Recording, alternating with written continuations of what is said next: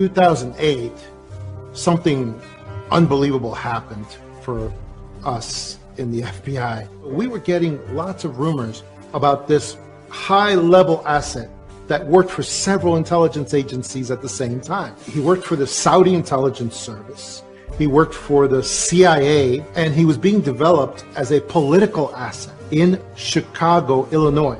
He was not even a United States citizen, but it was said that he was a student visa and that he was a national from another country. In 2008, everyone in the intelligence structure found out who he was.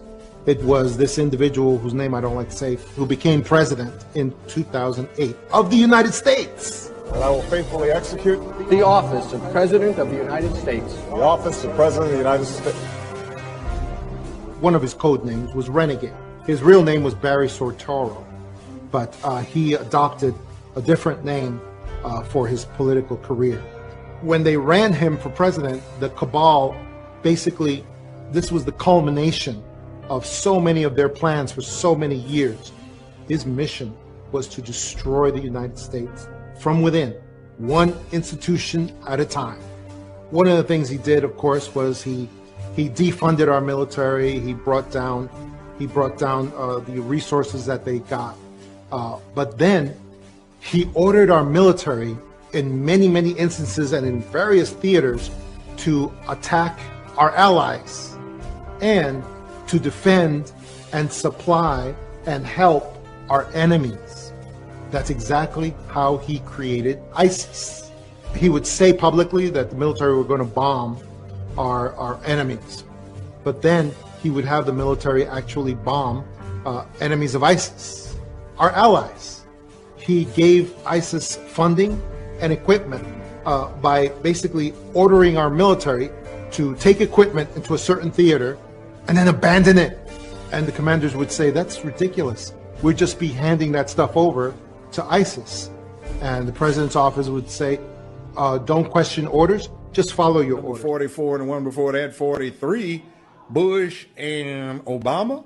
Well, there are pictures of Bush with his arm around 8-year-old Barack Obama because his stepdaddy, adopted daddy, Lolo Sotoro, had done a lifetime worth of business with the Bushes. Wow. Uncle George Herbert Walker, after whom George Herbert Walker Bush, Bush 1 president, was named, founded Halliburton in 1946 in Oklahoma. And Lolo Sotoro had been international executive vice president for Standard Oil. There was talk of him being a CIA asset. Well, yeah, see, he ran the death squads for the Indonesian army. On his own call, anyone could be assassinated.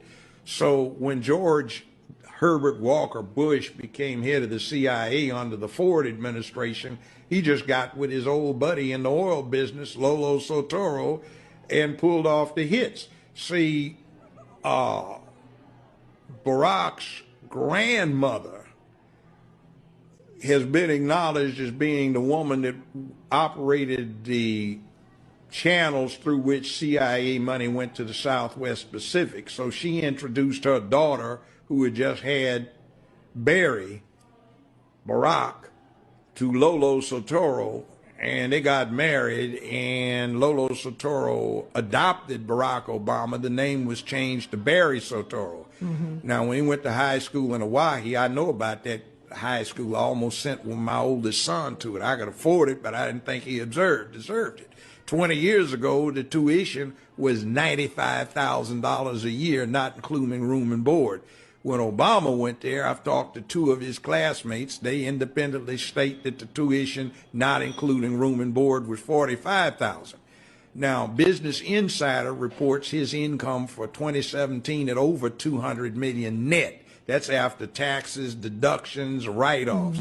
For this last year, 2018, they reported it as $570+ million, and that's after all deductions.